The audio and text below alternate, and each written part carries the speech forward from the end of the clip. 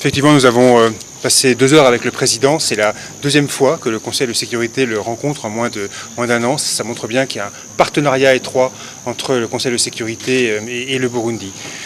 Dans le cadre de ce partenariat, nous avons discuté de nos espoirs à l'égard du Burundi, mais également de nos inquiétudes.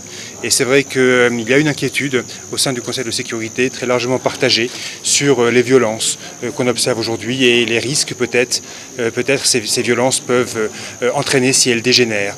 Par conséquent, nous avons discuté des solutions à y apporter et je crois que nous sommes tous d'accord sur l'importance pour cela d'un dialogue inclusif qui rassemble l'ensemble des parties. Nous avons insisté sur le fait qu'il était important que ce dialogue rassemble l'ensemble des parties.